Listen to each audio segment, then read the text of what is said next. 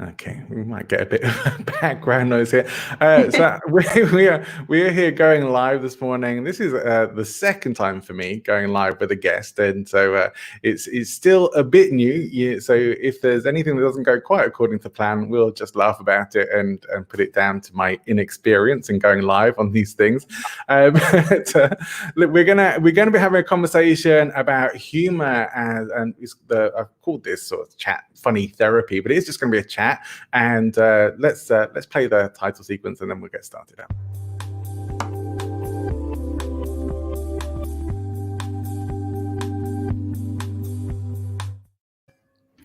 Okay, I think we are starting just about bang on time. I am joined today for my chat by someone who I wanted to have as a guest on my podcast, and probably still will, but I have like over 6 month lead time from recording to production at the moment, and I don't want anyone to have to wait that long, let alone myself. So we decided that we would go live. She is a speaker. You could call her a motivational speaker, but she won't like it. But she's a speaker and she's a presenter. She's really funny. And we are here today to chat about using humor as a tool for managing life and for getting through some of the rubbish that life can throw at you sometimes. They say that if life throws you lemons, make lemonade or make a margarita. But what do you do if life throws you a whole load of crap? What do you make then? Well, we're going to have a bit of a chat about that. Please welcome Heidi Loughlin. Hello everyone, thank you for having me, and I'll try to sound as less like a pirate as possible while we're talking and put on my proper posh voice for you this morning. Oh, that's right. Do you normally speak like a pirate? Are you a bit? Yeah, I'm from the West Country, so yeah, we do. We speak like pirate farmer sort of hybrid, really.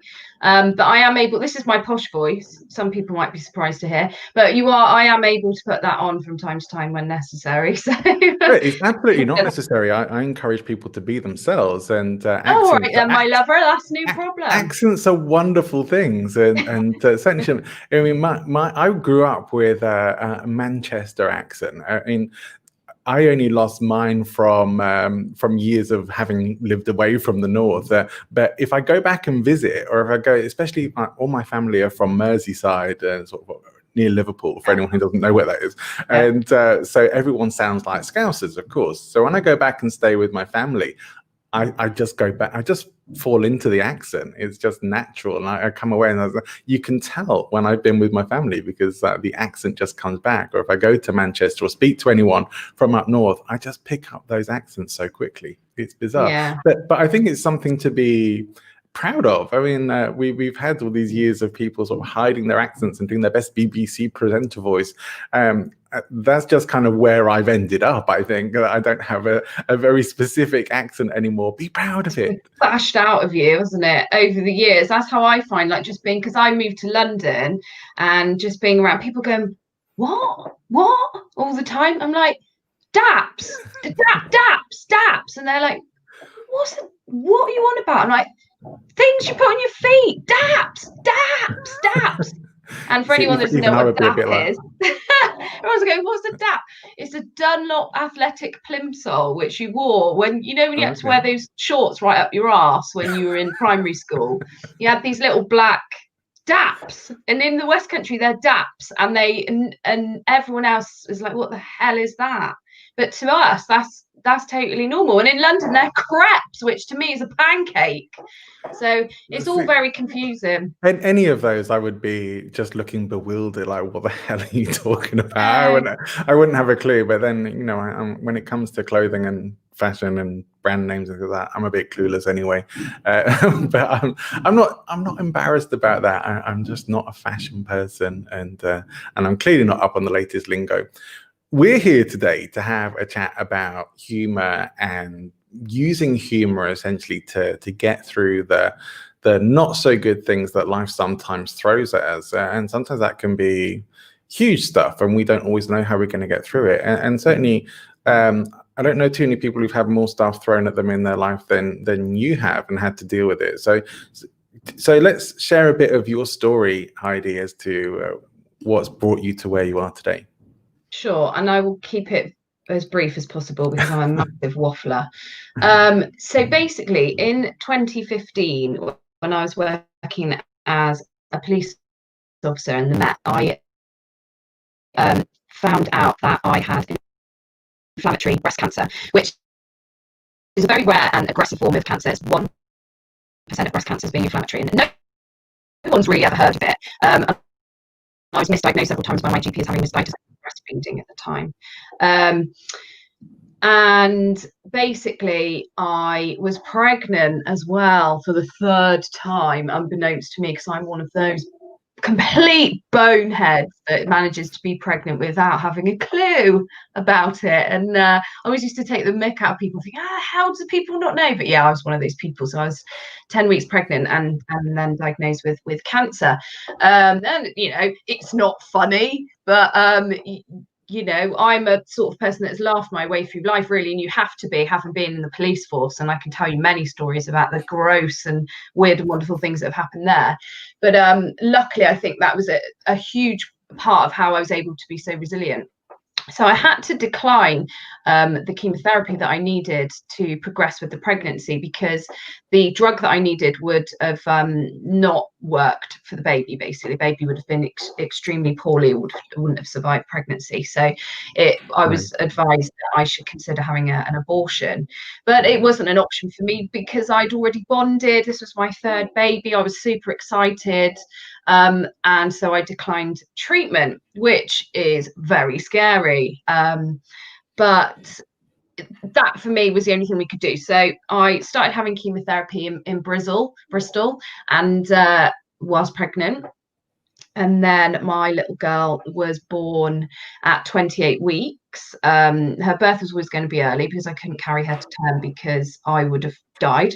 And I always like to be very dramatic, you know, no full-term pregnancy for me, death as the alternative.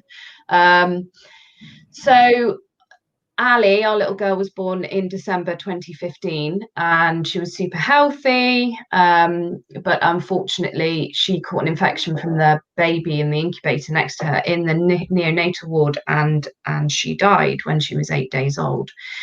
About 3 days after that, and I then discovered my cancer was stage 4 and therefore incurable, or terminal as some people call it, but it's not terminal cancer. I still have plenty of options left, so I don't see it as that.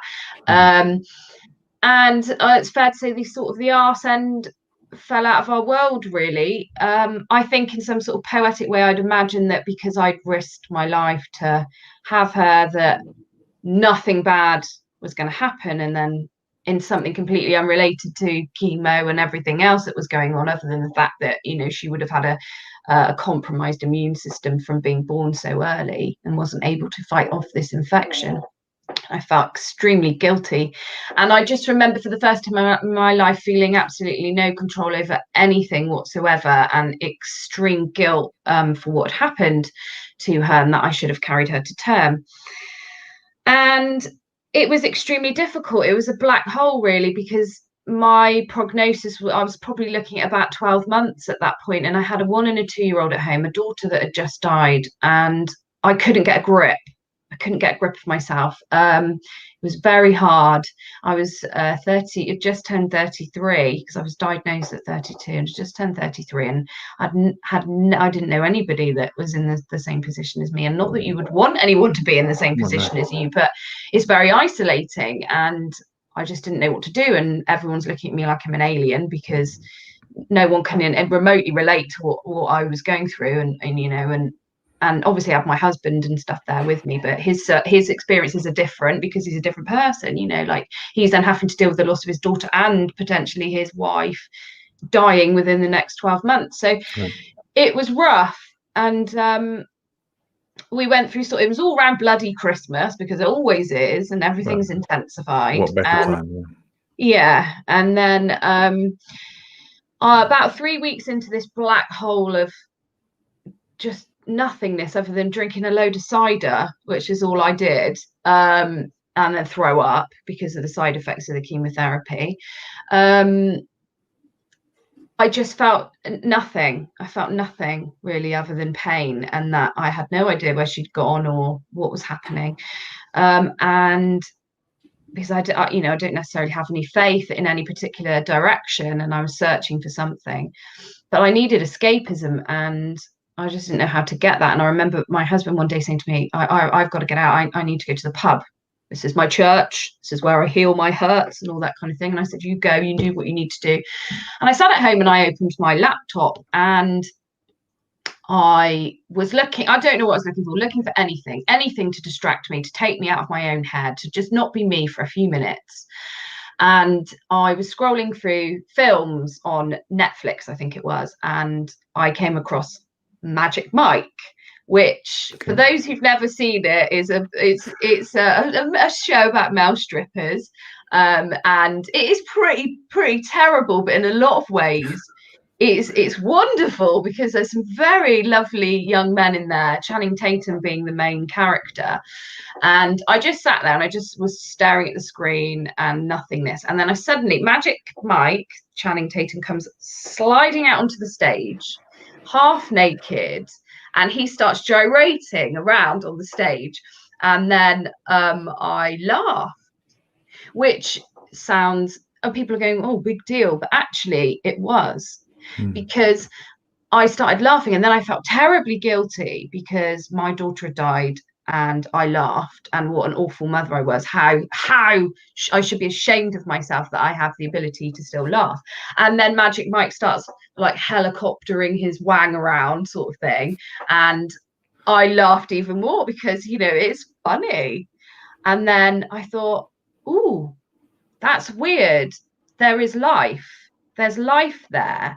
I still have something more than just total utter shite and darkness. And it was the real realization that no matter what anything else was, I obviously still had my sense of humor. When everything else had fallen away, that was the one thing that had remained. And as I went forward then from that, I started watching more shows. Magic Mike 2, totally not worth it. But you know, started watching more films and then having more conversations. And I just was saying to my friends, I just need to laugh. I just need to be me. And the more I laughed, the better that I felt. And it just reminded me of everything that I'd stood for up until that point, which was always, I'd laughed my way through all of my life. You know, all my school reports were like, class clown, must pay more attention, thinks everything's too funny, loves farting, burps too much, blah, blah, blah. All these kinds of things, like all through my life, reminded me that actually the main thing that I had going for me was my sense of humor. Whether people thought I was funny or not was irrelevant. I thought I was funny, and I enjoyed lots of other things that I found really funny, some really dark material that I found really funny, particularly in the police force. But it was something that really got me through. And I thought, right, think back to how that was and how you did, and all your colleagues in the police, you laughed, you had to, because you knew if you didn't, the alternative was to completely fold in on yourself. Yeah. And I just started to build from there. Yeah, sorry about the background noise here. There's some renovations going on next door. Sounds like rats. They don't seem to care. They don't seem to care that we're recording here. You know, it's like they don't know. In my coffee shop.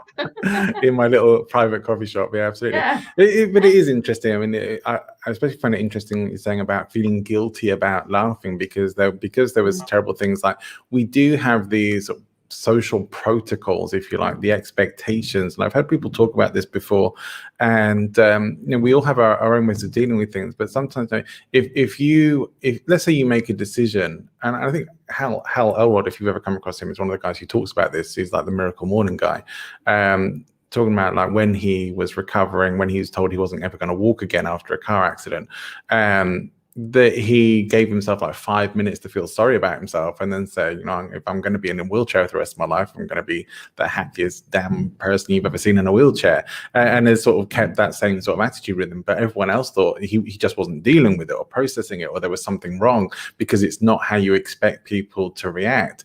And a lot of the time we do end up sort of following an emotional path because, especially if you've had a load of crap going on in your life, you are expected to be like that. People expect you to be. Well, you know, look at all the stuff that's just happened to you. You should be miserable. Why have you got a smile on your face? There's something wrong with you. You know, it's like that's how it goes. Are you laughing? What's wrong with you? Have you seen your life? And it's like, and yet what we forget is like, no, there is power in laughter. There's almost like magic in it of healing in some ways. But when we can laugh where there's pain, it is a way of being able to to deal with things. It's not like we're laughing at the horrible things that have happened. We're laughing at life, and we're laughing at things because they're funny, and because doesn't everyone still deserve to have joy in their lives? Because often it's us who rob ourselves of those opportunities to do that in the first place, and say, oh, I'm supposed to be miserable now, so let's be miserable, let's fall in line with that. And that's what's really super tricky then, when you've also got a ticking clock over your head, which is what effectively that I have or had. And I don't see it. I mean, I still have chemo. I have chemo every 3 weeks, and I will for the rest of my life. And obviously, I've massively exceeded my prognosis, because I should have died in the end of 2016. And I attribute a lot of how well I am to having a positive outlook and a positive attitude, and through laughing. Obviously, let's not forget modern medicine and how bloody amazing it is. I mean, that is the key thing that's keeping me here. But laughter is a huge part of the sort of the complementary therapy, I would say it is. But when you've got that ticking time clock over your head, which we all have, and everyone seems to forget that all of us will die. Everyone seems to forget that. They just go, well, you've got cancer. Oh my God, you know, it's dreadful. You're going to die. And I'm like, yeah, but you're going to die too. And yeah, shit, isn't it? You know, like it's going to happen. And but when you obviously have that diagnosis, it's a little bit more tangible, this whole, you know, lifespan thing. It seems more imminent, yeah. It absolutely. But do you want to spend that entire time sad and depressed? But actually, you don't actually know when that date is going to be. Your oncologist might say, okay, we think you might have a year or 2 years. But what if they're wrong and you spend that whole 2 years feeling crap and sad? Or you get to that 2 years and go, I've just wasted 2 years of my life being miserable, for God's sake. I should have just got on with it and enjoyed my life like I have done up until this point. And that's the option that I've chosen, because I find it so much more fun to just kind of go, well, you know, yeah, that's what they say, or that's what they might think. But what if they're wrong? I'm going to put all my chips on the fact that I'll be here till I'm 100. And then if I'm wrong about that, at least I've enjoyed that period of time.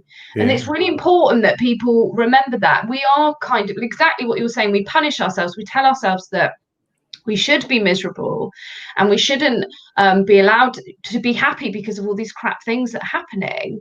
But what you could get hit by a car, couldn't you, tomorrow? And the thing is, you know, nobody is getting out of here alive. You've got to make the best of it while you're here. And you know, nothing is more obvious to me than that, especially when I've got young children, that I want their memories of me to be brilliant, not, oh my God, she was so sad all the time, nothing was funny, we couldn't crack jokes around her.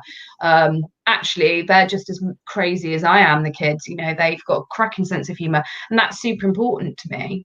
Yeah, it's like, it reminds me of the adage, and I'm going to forget who said it, but pain in life isn't optional, but suffering is, because it's the suffering is what we pile on ourselves afterwards. But I always think, you know, we do tend to, it's natural, I think, when you've had bad news in your life to feel sorry for yourself, to feel upset about it, you know, whether it's you've lost somebody you love, or whether it's bad news for yourself, or a bad health news, or some other crisis in life.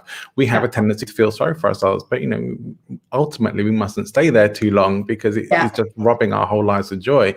You know, it's like nobody has fun at a pity party, but everyone's invited, right? But it's not a great place to be, and we need to get ourselves out of that really, really quickly. It's like, well, how do you want? I often find myself saying this to my coaching clients: how do you want to experience your life? You can experience it with a black cloud hanging over you all the time, or you can decide, well, that stuff's going on, but I don't have to show up in my life as this person who is in the effect of it, who's just saying, well, I'm miserable because look at all these things in my life. Because if we say to ourselves, I'm only going to be happy when life is good, when I don't have health issues, when I don't have horrible things in my life, if that's the only time you're going to be happy, you're going to have very few experiences of happiness, and they're going to be very fleeting. If you want to have a happy life, I believe you have to choose to have that every day, and say, regardless of what's going on in my life, regardless of what could be horrible or terrible, most of us have what we need. Most of us, like, as soon as from the moment we're born, we're on a path towards the grave anyway. We could all do well to remember that. You know, I'm big into Stoicism, Stoic philosophy. It's like a big passion area. Has been very helpful to me in dealing with things and processing and rationalizing and seeing the world a bit more, with a bit of detachment, and with a bit of just being able to see things a bit more clearly and take myself out of the equation, if you like. And every day I try to remind myself tomorrow isn't guaranteed. Yeah.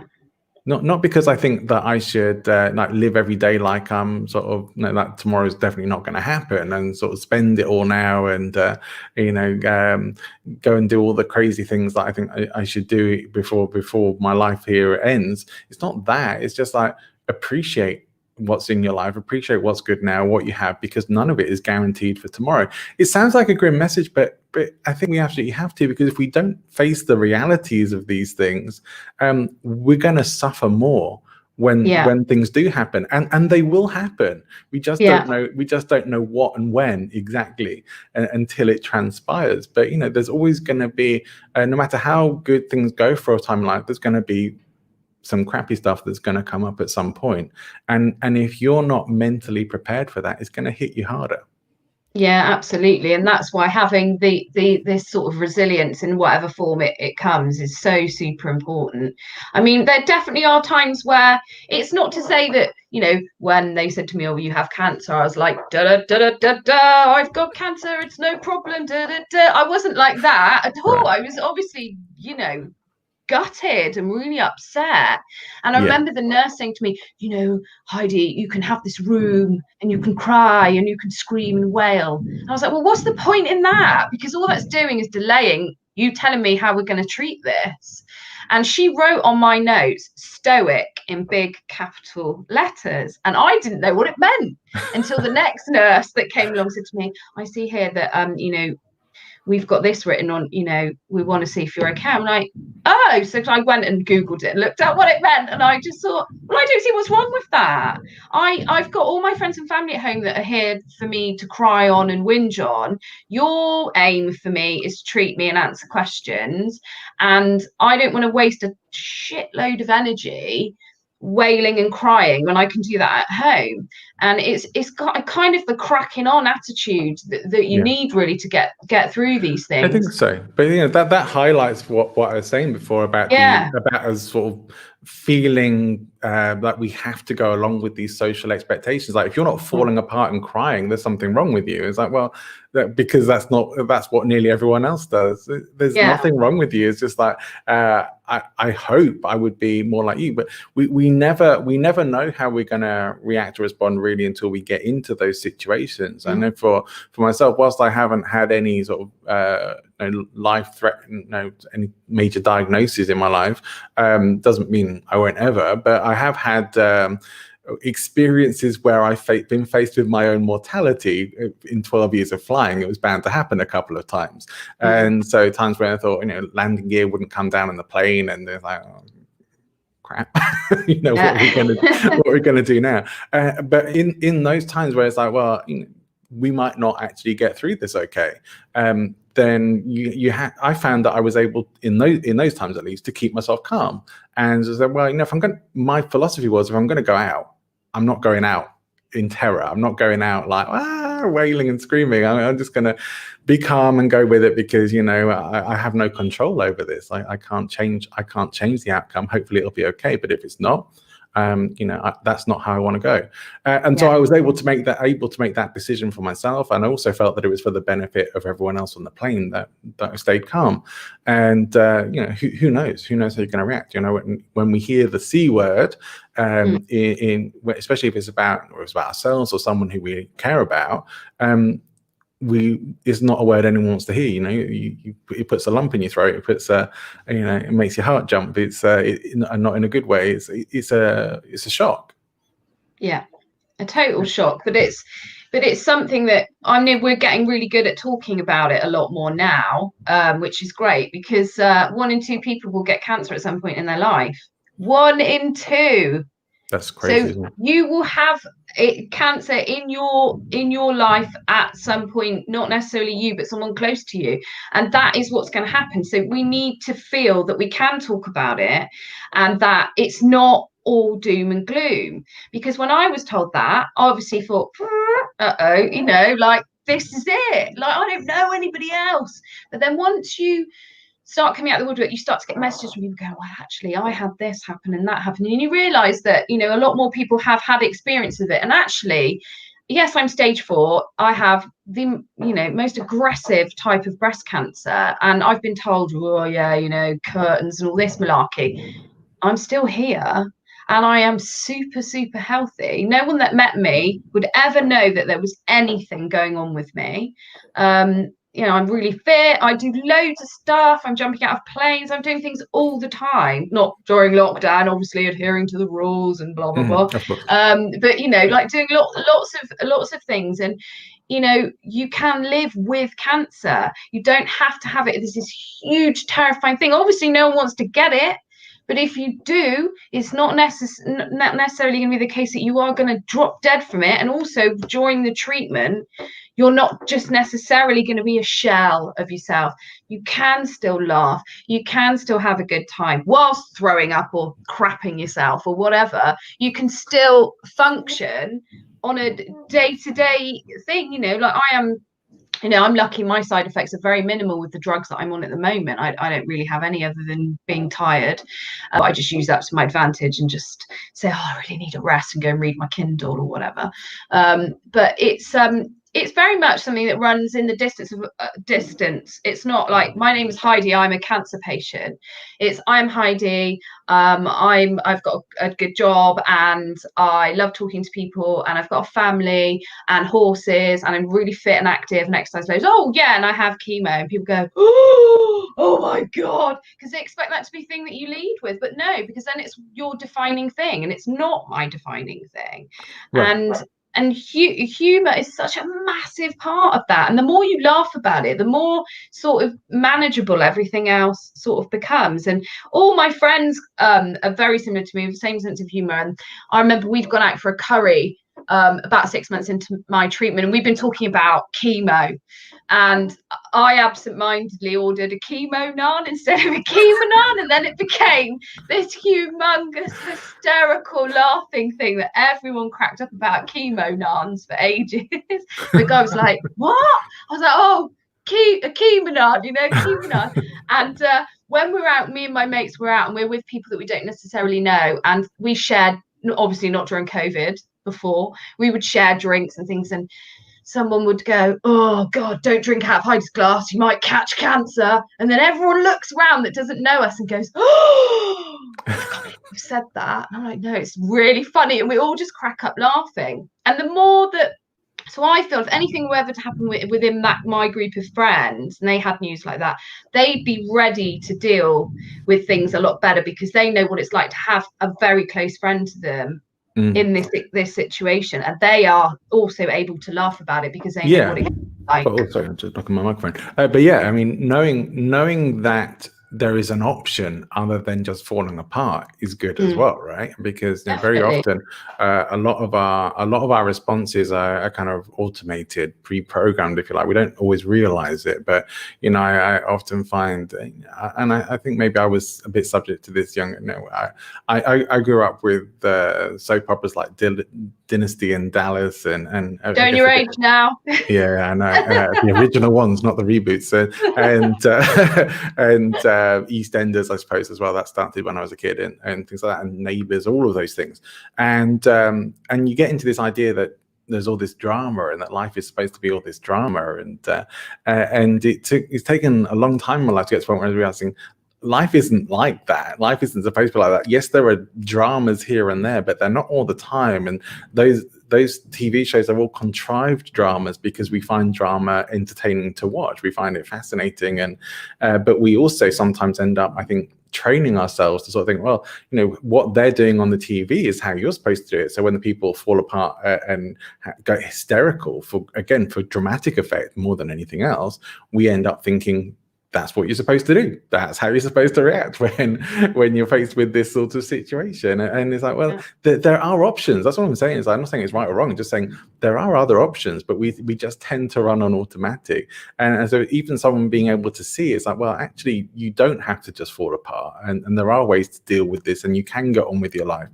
So you can either decide that you're already done and you know, give up But I think there are over a million ways to die before you're dead. It's like, and many people do.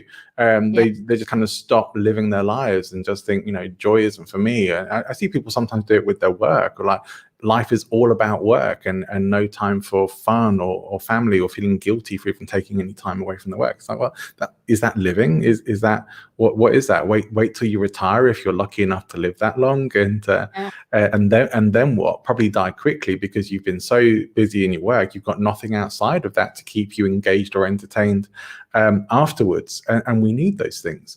It's been shown that that's one of the reasons why people sometimes, when they retire, don't always last very long. And so I'm just saying that there are many different ways to sort of be. You said about being a shell of yourself. Deciding that your life is over when you still got time left is one of those ways. It's like we don't know. Even if a doctor says to you, we think you've got this long, we don't know that. Yeah, that's right. And that's why you've just got to find whatever coping strategy it is. And for me, I mean, it's many things, and it becomes more things as time goes on. There's a plethora of reasons why I'm as healthy as I am and why I've got on with things. But humour was definitely the huge turning point for me, and it's something that I value really highly. And I know people they clap constantly about positivity, and people go, oh god, it's the positivity brigade and all this, but actually, if you have lower stress, your immune system is better equipped to deal with side effects of anything, and that is science. So it's not just me going, oh yes, positivity, but my version of positivity will be different to somebody else's. Mine is about having a laugh, obviously, and surrounding myself with people that I enjoy being around, and actually maybe getting rid of some of the people that I don't necessarily enjoy being around. Right.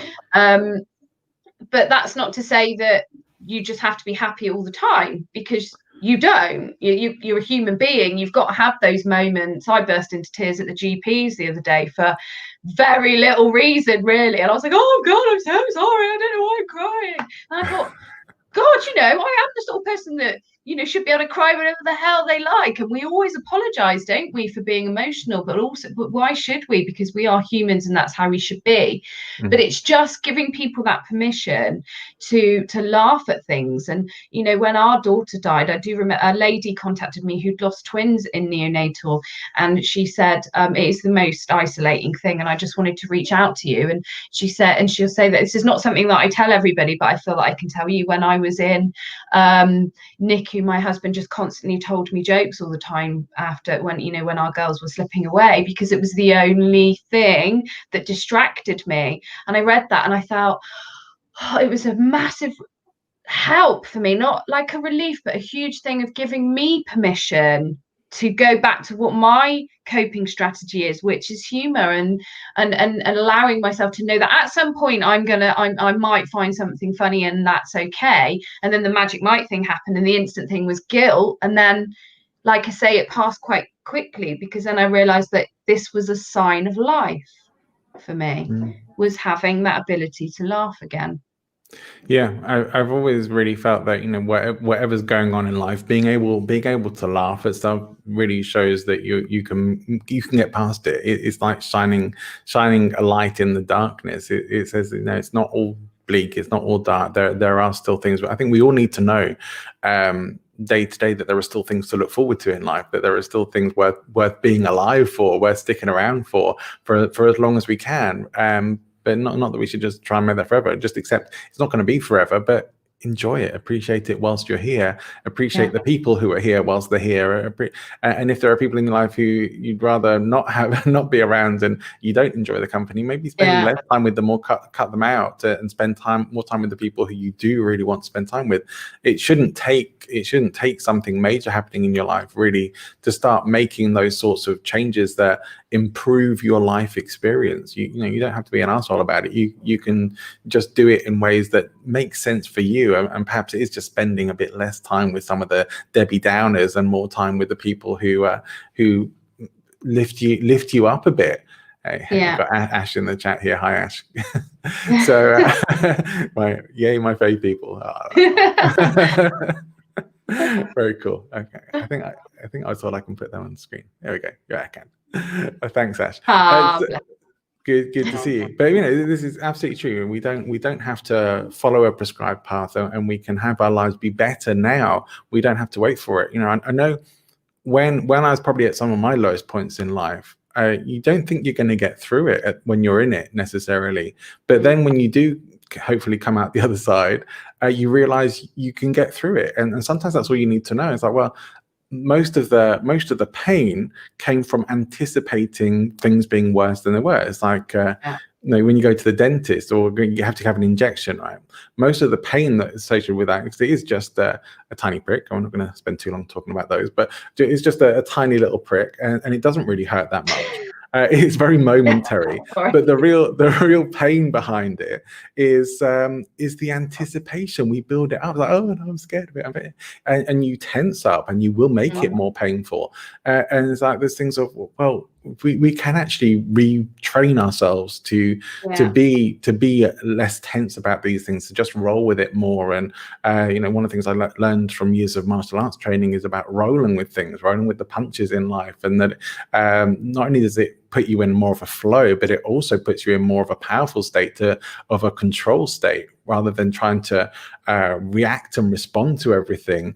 You flow with it, you improvise more, you deal with things more, and you tend to get results quicker. So to me, it's this idea of not resisting what's really going on in your life. It's not resisting reality, but saying, okay, this is what's really happening. Let's find a way to flow with that and go with it. Yeah, absolutely. And it's a bit like sometimes when I do a talk, I talk about like the Voldemort complex, where people, we don't talk about that because then it, we don't want to, manifest something really negative by talking about it. Like the whole thing, if you talk too much about when you're in an early pregnancy is a good one, actually, where people will never give the news until they've had their 12-week scan. But that news will not change what will be or will not be. But it's just that fear of announcing it and then almost cursing yourself with something bad happening. Right, so the Voldemort thing, you're jinxing yourself. But it's about flipping it around. Like Harry Potter, my hero, who says, don't not say Voldemort because you're giving it power. And that's why talking about absolutely everything, cancer, and even with my kids, like the language that we use, death, dead, dying, rather than pass away or gone. Well, it's so airy fairy. Where have they gone? Pass away. What does that mean? Oh, they went to sleep. Well, that's a really good way of giving your kids fear about going to bed. If you say someone's gone to sleep and isn't going to wake up, my God, it is about being crystal clear about what things are. We are so open with our children. I'll tell you about, we'll call it the pass away pigeon, which is when we were down in Devon on holiday. Sounds like a religious festival, but yeah, I'm interested. Oh no, not quite. We were down in Devon on holiday, and my kids were 3 and 4, I think, at the time. And there was bless him, a little pigeon, well, big pigeon on the side of the road, very dead. We were walking along, and one of the boys goes to me, "Mummy," because they love animals, "Mummy, that pigeon, is he all right?" And I was like, looked down at it. I was like, "No." "Are you sure? Is he not going to wake up later?" I said, "Well, he's got a massive tire mark right through the middle of him, and some of his insides have come out. I'm pretty sure he's dead." And I remember this old lady looking at me like I was the worst mum in the world, because I hadn't said, "Oh, he's passed away, or he's asleep, or he's going to wake up later." I thought, what's the point? That is the reality. The pigeon is clearly dead. There's no two ways about it. Yes, it's sad. And I said, and it's sad, Noah, like he's dead, and I'm sure he had a nice life, he lives in Devon after all. And then he went, "Oh yeah, it's awful. Can I have some ice cream?" I was like, "Yeah." And this is the thing, it's just about, if you have that language and you talk about things really openly, it makes it not a no-go area, so it's accessible. And I think I don't know whether I'm raising my kids to be little mini psychopaths. I hope not, by talking and them just going, oh, pigeon ice cream, woohoo. But I like to think that because they're so equipped to talk about these things really openly, like they know the words cancer, they're very aware of the fact that their sister has died, that you know, but we don't definitely say what happens after you die, because we don't know, but we have discussions about it even from a really young age, so that they don't have a fear. The only weird thing that they will have is so I'm going to give you a little anecdotal story, because I think you'll quite like this one. Sure. Is that so obviously, well, you can't, it's not obvious actually, I only have one boob, and this one's completely gone. I had a mastectomy as part of my treatment, and my boys have grown up then effectively with me having one boob. That's all they know. They've seen me in the nude, going in and out of the shower, that kind of thing. And last year or the year before, my mum took them swimming to the local leisure centre, and she's got two boobs, and they're in the communal changing area. Bless them, they had to sit through seeing an old lady getting nude, bless her. And you're them being psychopaths, you know. Well, you know, God knows what they're going to turn out to be like. But they were getting undressed, and then my son looked at my mum and said, "Oh, Nanny, it's really weird. Oh, you've got two boobs. That's disgusting." Now, it was really loud, and the whole changing room must have heard this. And my mum came back laughing her head off, telling me you'll never believe what Noah said in the changing room. And we were cracking up about it. And I thought, but that's because for them, that is what's completely normal. Is that? So then I had to explain, well, you do realise that obviously this one was, I knew should have two. Because I thought, Christ, when they start dating when they're older, it's going to be a harrowing experience for them, you know. So it's just about keeping it real, really, and then finding that. I mean, some people might think, oh my God, that's so upsetting, you know, and you know, she's only got one boob. Oh, I've just got one boob. Big deal. Like, they're saggy anyway. Who cares? Like, I've had 3 children, you know, like, I don't care, it's one boob, like, it doesn't matter.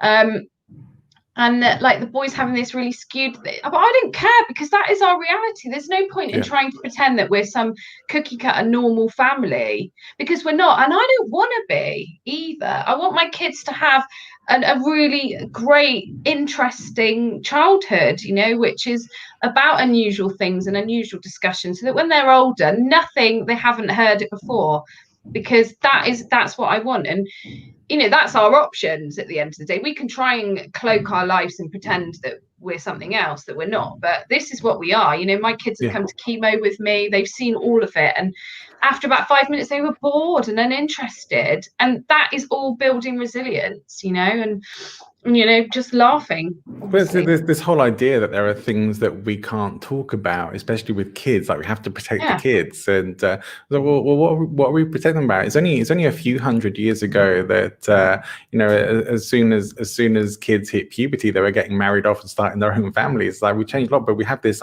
very strong idea of protecting childhood now, and somehow that means we're not allowed to talk to kids about things that are grown up, that are adult. And it's like, well, actually, maybe we should, because we don't. It's not really healthy for any of us to be growing up with this idea that there are things that we're just not allowed to talk about. It's like, you're not allowed to say this, you're not allowed to talk about this kind of thing, or we don't say that, or this is really bad. It's like, you know, I'm not saying we should bring up our kids. The thing is, it's okay to just say whatever they want and be hurtful to people and like that, but you know, within a framework, at least, to be able to say, you know, nothing else to say. You can ask questions, we can discuss stuff, and not to say absolutely no, can't talk about this, because I certainly, you know, as much as I know I love my parents very dearly, but there were certain conversations that we just wouldn't have had, and I think that would be one of them as well. You know, I was unprepared for death when I first encountered it, and you know, with me, it was my grandparents were the first people I ever knew who had died, and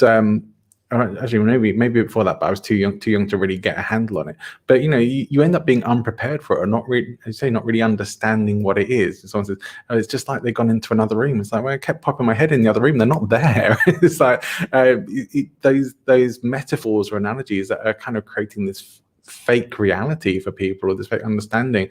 We all are doing our best to try and understand the world that we live in. And so if you're misrepresenting the world to kids, you're not actually setting them up to be able to live in it. No, it's just sheltering them from things. And the thing is, in this day and age, they're only going to Google it and get a very warped version of the truth anyway. Right. It's better. I'd rather be telling them about the birds and the bees than them coming across some kind of dodgy like porn website or something, and that's how they learn about stuff, because they are so you can do a lot of restriction and stuff with kids, but there's so many things they have access to that I don't even understand, because it's way out of my league. And so I think that's the way I approach it anyway. Right, you're wrong, is that just to be completely open with them about everything. Oh my god, some of the questions that they've asked have been hysterical. You forget what a different world it is now. It is totally. But I think it's great that we can be really open, but we have to be open about everything. And that's why talking about, it's okay to laugh at really crap things that happen in your life. If that's what you need to do, you do it, because it's a human reflex anyway to find something funny. Every time I go to the Pilates class and all the ladies in there are all farting, I can't help but laugh because it's funny. And you're like, oh, you shouldn't laugh, it's terrible. But actually, it is funny, and it's sometimes worse to ignore it because it makes it such a big deal. Then you just, it's a fart. Who cares? Everybody does it. It's just the thing, and there's no problem with finding it funny. Yeah, no. I mean, we have all these sorts of this idea of everything having to be within a certain level of propriety, and it just doesn't have to be that way. We can sort of push the boundaries on that a bit and have. I think we can have more fun. I don't know. I don't know if it's sort of if we're still in a Victorian values hangover in the UK, but I don't see it so much now. I live in Spain now, and really a lot of the sort of prim and properness that you still see a lot in the UK just isn't here. And people aren't really that. I'm not saying everyone's the same, but I mean there is some of it in some parts of society. But for the most part, in my experience here, that doesn't really exist. People aren't quite so prim and proper about stuff, and really just quite warm and open. And I think that's really what it leads to, is more openness, more connection with people, when we're not trying to put on airs and graces, when we're not trying to be something we're not, by pretending that somebody breaking wind isn't actually quite funny in certain situations. So sometimes we should just let rip and go with it, which is probably the wrong way to phrase that. But but there are so many things in life that are funny that you didn't just decide to be that you were going to take a funnier approach to your own life. You're getting up on platforms now and talking about it. Yeah, because I just think it's such there's so many sort of strands to the story, really, which I think I just want people to be able to have the ability to kind of approach life a little bit more like me, but without having to go through the experience. And that's why talking about it is so important. There's so many levels, like raising awareness and all that kind of stuff, but also giving people the ability to react in the way that they would like. And there is, to a certain extent, a choice in how you are going to deal with something. I appreciate we're all completely different, and we've all got really different building blocks, the foundations of who we are as people. But I certainly don't feel like I had a unique childhood in any way in this. I just feel like I made my decision that I wasn't going to let, cancer's stolen so much from me already, I wasn't going to let it take absolutely everything. So my choice was to keep pushing the boundaries all the time. And that was a choice for me. It's not necessarily easy. You could crawl under a duvet, but that's going to get boring after a while. And that's why talking about it and getting up on those platforms and saying to people, it's all the cliches that we hear every single day, and we go, oh, what a cliche. But cliches are born out of really wise areas of experience, about making choices that are the best thing for you to have the best life, because you're only here the one time, and it's what you want to do and to be the happiest you can be. And it's not about making a ton of money. It's about the things that you want to enjoy. And what you were saying before about people striving always to do better, I think I was a bit like that beforehand, maybe always thinking, well, things will be easier and I'll be a little happier when my house is slightly bigger, or the car doesn't break down constantly and I've got a nicer car and all this kind of thing. But actually, when something really crap happens, your whole world just kind of becomes extremely small, and you really focus on the things that are really important. Cliche. But it's so true. And the most important things is that you're here, you're with the people that you love, and you're happy. And it's just that straightforward. All the other stuff around, the fluff around the outside, it can be great, but it's not going to make you happier. You can only sleep in one bed. You can't, you might live in a 10-bedroom house, but you're only going to sleep in one room. Like, you're only going to eat 3 meals a day. You're only going to drive one car and all this kind of thing. So why push yourself so much to have all this fluff around the outside, when actually you need to be happy with what you've got now? And then you'll suddenly realize that actually it's quite easy to be happy if you just appreciate what you've got. Yeah. And we're in an age where that I think that's harder than ever, because we see more of what other people have got more than ever with social media and the likes, and we're getting other people's lives beamed directly into our eyes through our phones and other devices, and certainly on certain sites you have the sort of Instagram perfect lives flashbacks all the time, and the sort of brings me to the thing that I think really makes people the most unhappy in life is comparison.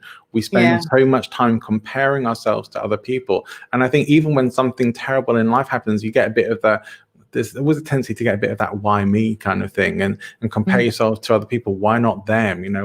Why is it that terrible things aren't happening to clearly terrible people? And that's just not how the world works. Sometimes terrible things happen to terrible people. Sometimes terrible things happen to good people, and vice versa. Sometimes great things happen to terrible people and great things happen to good people as well. Karma is bullshit, frankly, as far as I'm concerned. 100%. It's not a real thing, but people like to try and convince themselves it is. But the reality is, you can be a terrible person and still have good things in your life, and you can be a really good and pious and virtuous person and still have terrible things happen in your life. It's just not how life works. But I think whether you have a happy life or not is up to you. And the one thing I always think of, the one thing I've got that people who are genuinely terrible people don't have is a happy life, because they can't choose that for themselves. They know what they are, Yeah.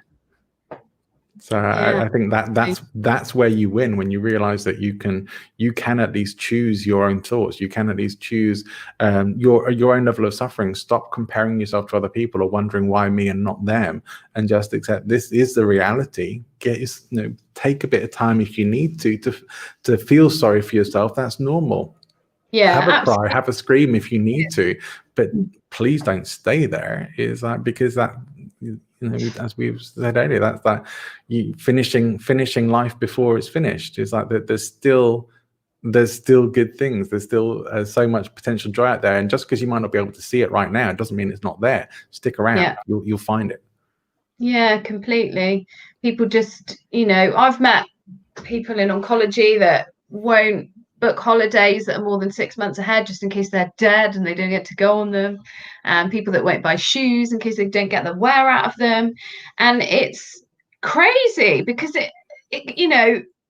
you're writing things off that you can't control it. It's about, the whole why me, why not them. Well, yes, it's crap, and karma is a load of crap. I completely agree with that, because I feel like I've been a pretty bloody good person in my life, and I've still had awful shit happen to me. And I think that you've got to let go of the things that you cannot control and just focus on the things that you can. And it's really that simple. I and you will never control the day that you'll die, or how that'll happen, or whatever. And therefore, why put so much energy into stressing out about it when you can't do anything about it? And actually, by taking that attitude, you almost give yourself, in my situation, give myself a better chance of survival, because I take an element of the stress out of my life. So again, I'm better equipped to deal with side effects and things like that. So and it's just so much more fun. It is so much more fun. I get that so much of the stuff we talked about maybe relates to people's fear of death, and that's a really big fear, right? I mean, it's a huge thing for people. But when you do actually think about it, you're not going to be any the worse off for it. Like when you're dead, you're dead. You don't know you're dead. You're just dead. You're gone. You have no consciousness. Who knows? If there's anything afterwards, it'll be I don't believe there is, but be a pleasant surprise. But if there isn't, you're not going to know about it anyway, and you've already been in that position before you were alive, where you were nothing, where you didn't exist. You just I take that sort of philosophical position of you just really going back to where you were. You're going, or your energy and atoms will be transformed and splashed back out into the universe, and who knows what happens next. But you just won't be here to experience it. The life carries on, the world carries on. What is there really to be afraid of? There's not that much. Okay, sometimes we get afraid of suffering, but as I say again, a lot of the suffering is what we pile on ourselves with the anticipation of it. And so it's not subject matter you generally expect people to perhaps be laughing or light about, but why the hell not? Because really, otherwise we just doing that Voldemort effect, giving more power to things that we actually maybe should be a bit less afraid to talk about. There are cultures who celebrate death, who party when someone passes, who are happy because it's like maybe a belief of starting a new journey or going somewhere better. It's like, well, okay, if that's a great belief, but it does at least show you. I think a lot of it is a lot of grief, a lot of this difficulty about this comes from us missing something or someone, or feeling sorry for ourselves that we're not going to get to have this or that or more time with this person, and it's like, well, that's all fair enough, but you can't, if you stay there, that's just going to be miserable. It's just going to be miserable completely. for as long as you're there. That darkness sort of after Ali had gone, those sort of 3 weeks of what I just call empty space, really. Would I have wanted to live the next 5 years feeling like that? Absolutely not. I mean, it was horrendous. I mean, I felt at that time that I just wanted to die, really, because there was nothing. Even though I had 2 other kids, I couldn't even think about them at the time, which is awful. I could just think about the baby that I'd had that I couldn't help, and it was awful. And no, I absolutely wouldn't want to spend the next 5 years feeling exactly like that. I mean, a loss of anyone is difficult. The loss of somebody who's in their 90s is still very sad, but you think, well, they had a great life. When someone's only lived for 8 days, it's pretty crap. They haven't had a wonderful life, an amazing experience. But they have been born, and they were still here. And that grief never goes away. You don't get over it. It's just something that you make space in your life for, and that's all it is. Yeah. It will never leave. Think about her all the time, all the time. But it's just something that you've got to have running alongside your life. And it's the same thing with having stage 4 and cancer. Basically, it's just something you've got to make a space for, but you don't let it completely control every aspect of your life, because I would stay in that dark period the whole time, and I absolutely don't want that. And you've got that, we all end up in the same conclusion, don't we? Like we said before. So it's just about making it count while you're here, and that is it. And in whatever way that is, like you're saying that some people celebrate when people die. I mean, for me, I think, God, could I have celebrated my 8-day-old baby dying? No, definitely not. But the thing is, if that works for them, and they probably have a massive belief about where they go afterwards, and that's why they celebrate, or whatever. It's this great thing, and that works for them, and that's, in a way, that's amazing, because they must take a huge element of this darkness that we all suffer when we lose somebody out of their lives completely, by having that strong belief that this person's going to a better place, or this is an amazing thing that they've passed over to a different realm, or whatever it is they believe. That's great for them. We might think it's a bit strange, but it works. If it works for them, that's amazing. And that's why everyone has to find that way of coping. It might not be through laughter. I'm not sitting here and telling you must develop an amazing sense of humor because this is the only thing that's going to get you through. It might not. It could be something else. You just have to think about what you want to do in that time. You've still got your life. You are still here. There are still people that love you, or you know, you're an integral part of somebody's life somewhere along the line. And what do you want to do about that? And how do you want to make it so that you can cope? And every day things do get that little bit easier. And that is it. I know I can relate to a time in my life where, you know, I didn't particularly care whether or not I woke up next day and things like that. And I know that the only thing that really got me through that was starting to use a practice of gratitude, starting to find things to be thankful for and appreciate in my life, and that practice has really only grown in my life, and really does, especially with my sort of deep dives into Stoic philosophy and the like. So I really do take time to think about what my life would be like without the good things and good people in it, and to really sort of process that and just sort of say, okay, I don't know, you know, hopefully you still have lots of time with all that people care about, but everything is temporary, and I should at least be prepared for that. And what I find is that it really makes me appreciate those people and those things much more in my life now than I ever did. I hope I don't take people or things for granted in my life, and I think that's always a danger, that we should never really take things or people in our lives for granted.